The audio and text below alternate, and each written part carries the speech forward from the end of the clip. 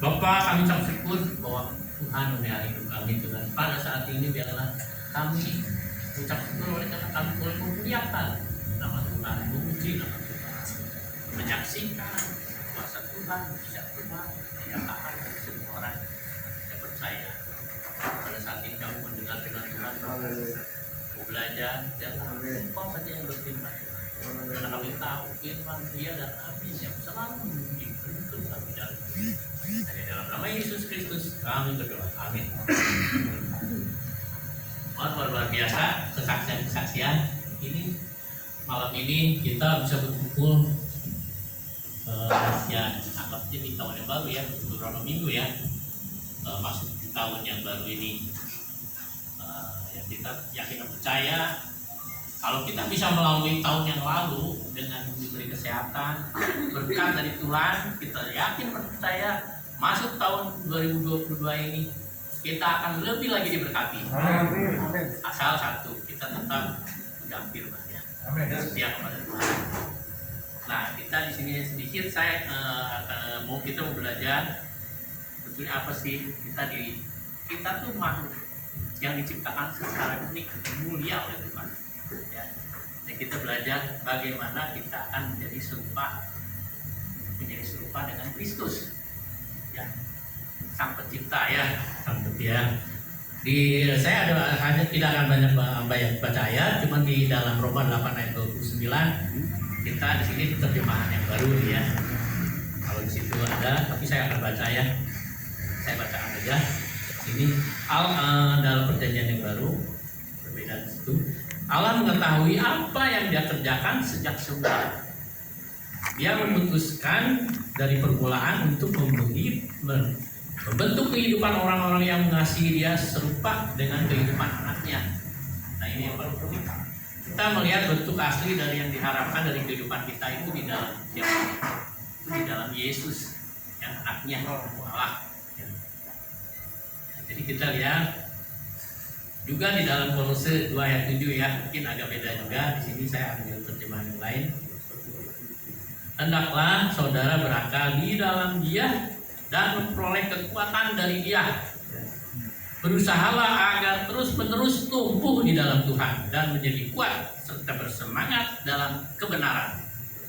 Inilah sebetulnya ya, kita takdir kita sebagai anak-anak Tuhan ya. Betul. Allah mengumumkan waktu dijadikan pada saat penciptaan ya, dalam Kejadian 1 ayat 26 sudah dijelas di situ bahwa Allah berfirman, baiklah kita menjadikan manusia menurut gambar dan rupa kita. Jadi kita tuh rupa Allah sebetulnya ya, rupa Allah, rupa Tuhan gitu ya. Itu Tuhan yang berbicara. Unik kita manusia sebetulnya berharga di mata Tuhan ya, luar biasa. Ini hak istimewa besar ya, dan memberi kita martabat yang tinggi ya daripada makhluk-makhluk lain ya, ciptaan jangan makhluk ciptaan yang lain ya, dari yang Tuhan ciptakan.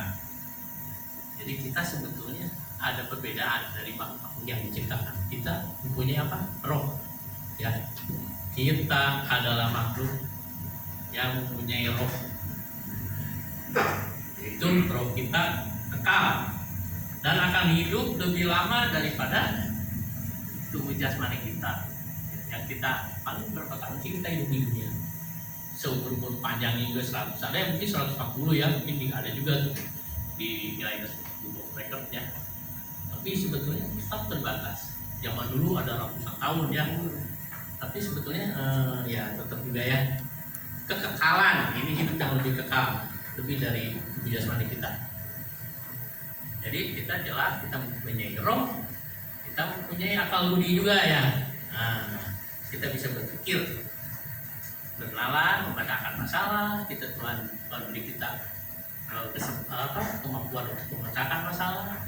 Itu Tuhan beri akal budi. Makanya kita juga di sini kan kita bisa menyembah dengan roh, akal budi segenap jiwa kita ya. Juga kita di sini memiliki sikap ya, atau sikap lah. Sifat suka berhubungan. Kita manusia, jadi kita nggak bisa hidup sendiri. Ya, kita berhubungan, bisa memberi dan menerima kasih ya, kasih sejati dari sesama kita ya. Nah, Dan kita sebagai manusia itu sebetulnya kita memiliki satu juga kesadaran moral.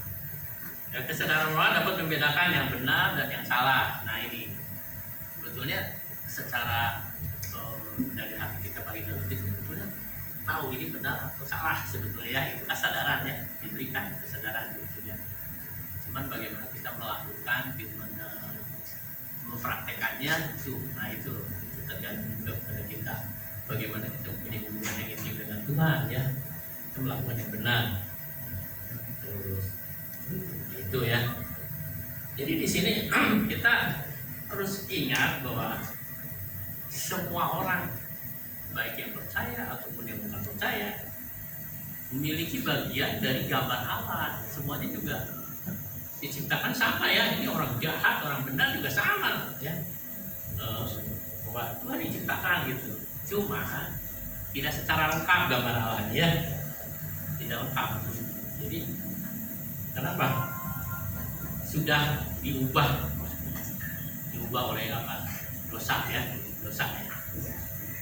Di situ makanya sekarang luar biasa, kadang-kadang manusia sudah punya tidak mengurangi lagi ya, mungkin tidak punya orang membunuh dengan budaya membunuh begitu ya, atau aborsi atau membunuh gitu ya, itu satu kejahatan ya, yang sebetulnya jadi sudah rusak ya, dan jatuh dalam dosa ya. Sebab itu Allah mengutus di Yesus ya. Kita sungguh tentu kita percaya kepada Yesus, mengutus Yesus sebagai anaknya untuk misi memulihkan gambar yang hilang dari Allah, dipulihkan ya. Jadi seperti apa sih gambar dan rupa Allah yang lengkap itu seperti apa ya? Kita lihat seperti siapa, itu ada modelnya ya, Yesus ya. Kita lihat Yesus, nah itu adalah gambar Allah yang lengkap gitu. Kita bisa tahu ya, kita bersyukur kita sebagai anak Tuhan atau kita sebagai manusia yang percaya. Mungkin yang di agama lain tidak pernah Allah seperti apa sih gitu ya. Ya tahu Allah seperti apa gitu. Ya ada terang, ada apa tapi Allah gitu. Tapi kita percaya Allah itu Yesus. Yesus merupakan gambaran yang tepat ya. Serupa dengan Allah. Jadi gambar nyata ya, tidak kelihatan, wujud sesungguhnya dari Allah. Tapi kita tidak bisa melihat Allah. Nah itu kita bisa melihat Allah melalui Yesus. Jadi ada satu kemiripan dengan hubungan keluarga ya. Misalnya kita sebagai orang tua, ayah punya anak, kok mirip bapaknya nih. Nah gitu kan, ada gambaran ya. Wah seperti itu. Jadi ya Allah juga ingin kita ada satu kemiripan itu anak ini ya. Jadi bukan yang awalnya seperti kita, seperti Allah gitu, bukan seperti Allah, tapi maksudnya di sini bukan menjadi Allah gitu ya, bukan seperti Allah gitu ya. Ya kita lihat ya tadi ada kemiripan seperti itu. Jadi kita sungguh-sungguh Allah ingin agar anak-anaknya memiliki gambar yang rupanya juga ya, seperti dia. Nah, terus kita lihat ya. Jadi kita tidak akan pernah menjadi Allah, pasti ya, tidak akan pernah menjadi Allah sang pencipta. Nah ini kita harus kenali bahwa dusta yang sombong itu merupakan apa sih? Merupakan cobaan tertua dari iblis. Dan dari iblis itu percobaan pertamanya juga terhadap Adam dan Hawa, betul nggak? Apa sih yang menjadikan apakah godaannya gitu ya?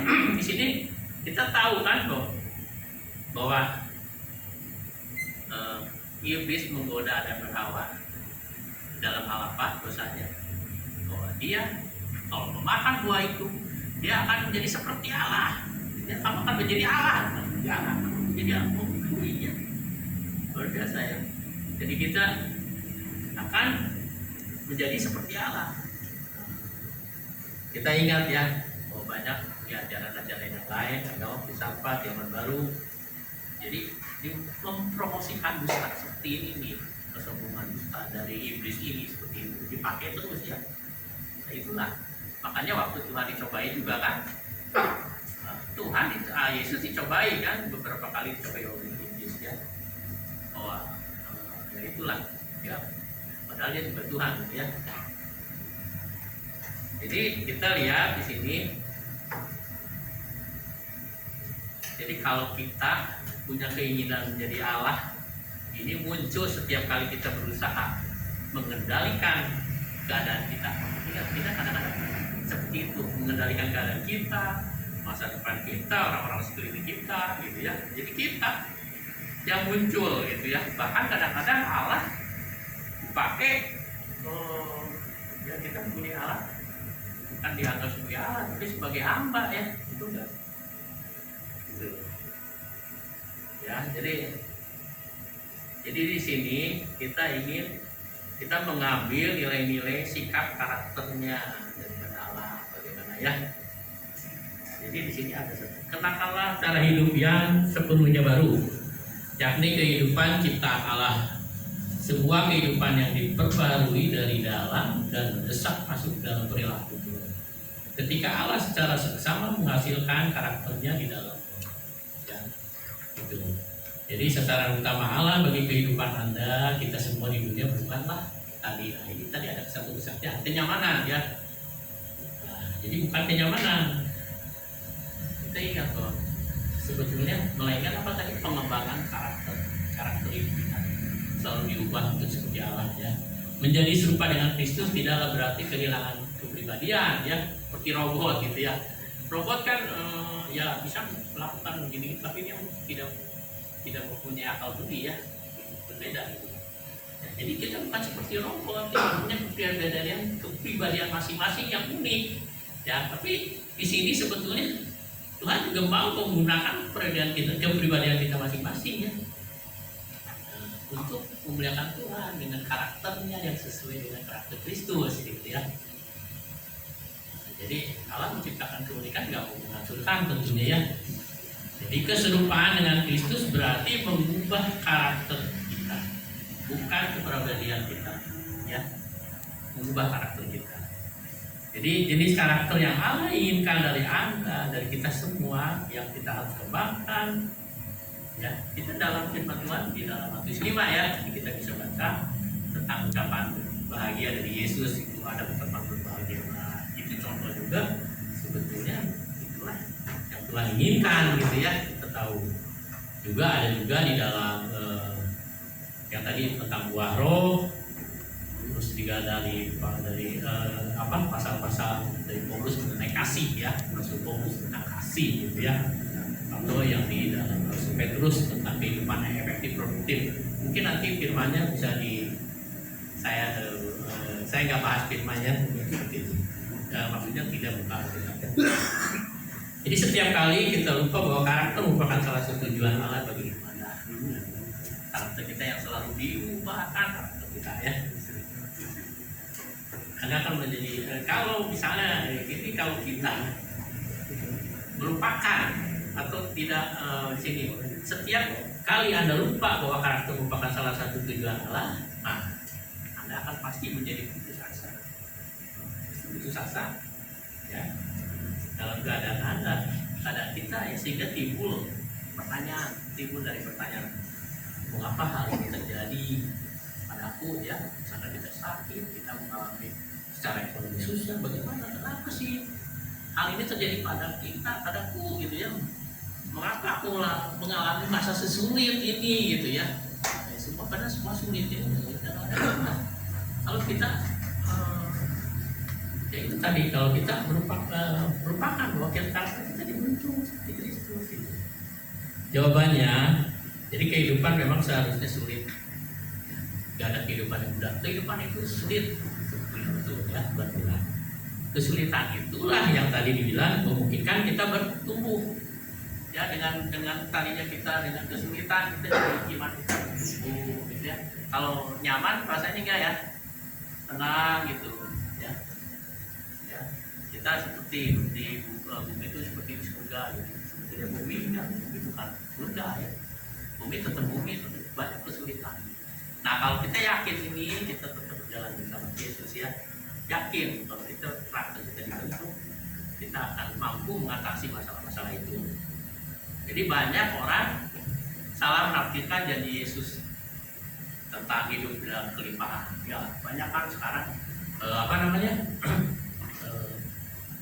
teologi kemakmuran. Ya, kalau saya dulu pokoknya ikut Yesus pasti senang, ikut Yesus pasti senang, pasti diberkati. Itu banyak sekali itu teori kemakmuran yang saya sering gitu ya dengar gitu ya. Padahal sebetulnya bukan berarti seperti itu ya. Jadi kita seperti kesehatan yang pengen yang sempurna, gaya hidup yang nyaman, ya gitu ya, kebahagiaan yang terus-menerus, nggak mau susah ya. Terus impian yang menjadi kenyataan, wah ini enak bener ya. Ya, dilepaskan secara instan dari masalah. Kita punya masalah, instan ya, hanya melalui iman dan doa ya, cukup gitu ya. Itu sebetulnya pergumulan itu ya, ada banyak pergumulan ya.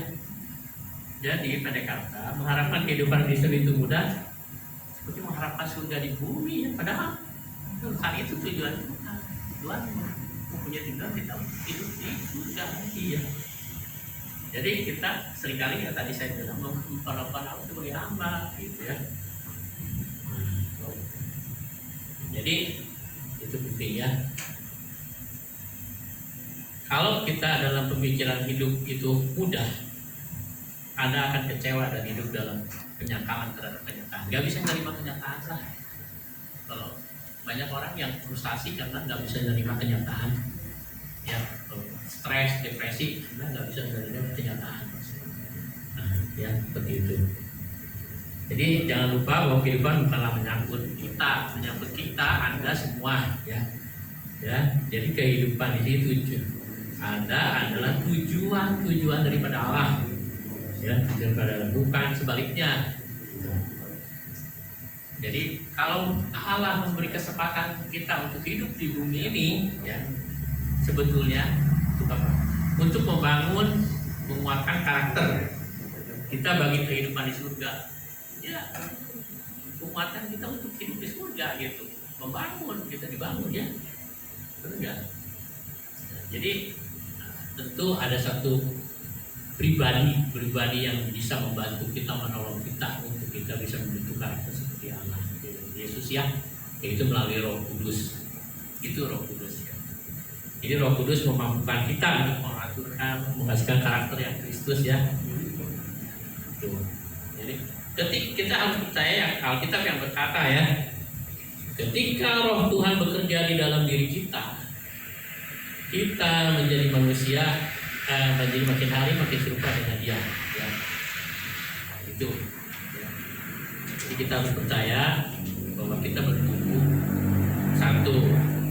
Ya, kita bertumbuh seperti benih, seperti bangunan, seperti seorang anak yang bertumbuh. Ya, kalau benih harus disiram, jadi bertumbuh. Kalau bangunan harus dibangun. Ya, anak yang bertumbuh harus dikasih apa? Makan, harus beraktivitas ya. Jadi itulah bahwa kita yang harus diubahkan dalam hidup kita di dalam mungkin dicatat boleh nanti Efesus 4 ayat 22 sampai 24 ya. Paulus menjelaskan 3 tanggung jawab untuk menjadi serupa dengan Kristus ya. Jadi harus memutuskan kehidupan cara yang lama karena kita udah memiliki Kristus ya. Mengubah pola pikir kita, diubahkan oleh pembaharuan akal budi. Terus harus mengenakan karakter Kristus ya. Jadi mengembangkan kebiasaan yang baru. Jadi di sini Allah menggunakan firman, menggunakan orang-orang dan keadaan yang membentuk kita. Ya. Jadi seperti kita bersekutu ini salah satu sebetulnya tujuannya apa sih kita datang berkumpul? Nah ini kita salah satu karena kita makhluk yang sosial yang harus berhubungan. Bagaimana kita menjadi saksi Kristus ya, menerapkan kasih Kristus. Kalau kita nggak punya teman, sementara banyak ya kalau kita lihat teologi misalnya ada orang-orang yang dianggap suci, yang tinggi rohaninya, orang-orang yang menyepi di biara-biara gitu ya, nggak bergaul gitu kan. Nah itu orang yang suci itu, ya itu salah banget gitu kan. Yang penting kita hidup di dalam dunia ini ya berkomitmen untuk berkumpul, ya menjadi satu berkat bagi sesama untuk melakukan kasih, melaksanakan kasih Kristus ya, menerapkan kasih itu ya. Jadi ingat kasih ya, kasih kepada Tuhan kepada sesama. Nah ini seperti ya kita lihat. Jadi sebagai kita harus ingat dia ingin membuat kita serupa dengan dirinya sendiri sebelum dia membawa kita ke surga. Itulah istimewa kita, tujuan akhir kita di dunia ini ya. Saya kan ya. Jadi nanti kita satu firman sebagai penutup di dalam 2 Korintus 3:18b ya. Dan karena kemuliaan itu datangnya dari Tuhan yang adalah Roh, maka kita diubah menjadi serupa dengan gambarnya dalam kemuliaan yang semakin besar. Ya. Jadi kita coba kita pikirkan introspeksi diri kita, apakah yang kita ubah, yang bagian manakah yang harus kita meminta kuasa Roh untuk menjadi serupa dengan Kristus, gitu ya. Itulah yang menjadi tujuan kita hidup, yang salah satu tujuan. Ada banyak tujuan, tapi salah satu tujuan Tuhan penciptaan kita sebagai makhluk yang ini luar biasa ya.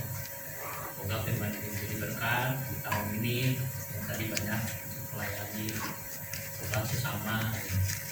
Ya, semoga Tuhan memberikan satu kita tema yang baru di tahun yang ini yang baru ini ya. Itulah firman yang saya berkat sedikit, semoga menjadi berkat bagi kita semua ya. Juga saya bersyukur bahwa kita sudah melewati hari-hari tahun-tahun yang lalu dengan pernyataan dari Tuhan. Oke, saya serahkan kepada MC.